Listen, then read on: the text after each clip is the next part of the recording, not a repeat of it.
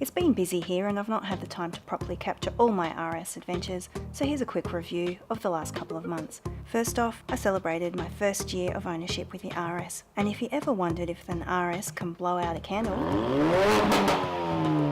now you know. I also visited an RS meetup for the first time where I met other RS owners and discussed RS things, including why have you still got the blanking plate still on your RS?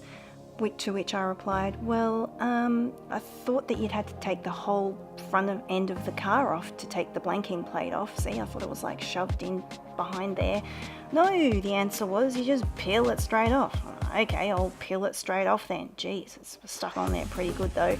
Everyone watched in anticipation and the glue was coming off, and you can actually see the glue there. It's on there pretty well, and there's all these stones stuck to the plastic plate. Anyway, if you're wondering what this is for, this is something to do with reducing the amount of air that goes into the intercooler, which we don't really need in Australia, especially in Melbourne. The link in the description below will give you a great technical overview of what it does and why I've decided to remove it. And I got a round of applause for leveling up with my first mod, thanks to the support of the RS group.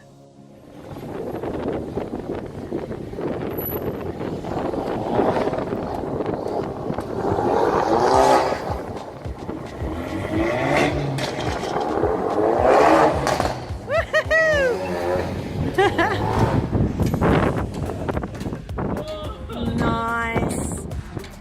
And a couple of days later, my son said to me, "Mum, I just realised you're the only female owner at the meetup.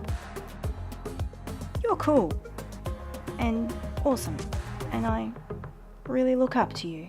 Continuing on with all these firsts that I've had the first 12-month service for the RS, which ended up pretty good except for a little oil leak on the timing cover, so it's going back in and staying with them for a few days.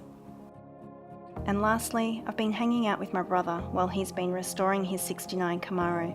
It's great to hang out in his awesome garage, chat about everything and anything, and try and help out by handing him spanners or hacksaws.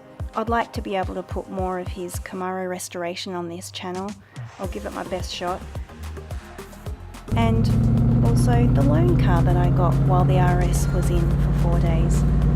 That's to come, so don't forget to subscribe if you haven't already, and like this video. Thanks for all your support so far, guys. See you later.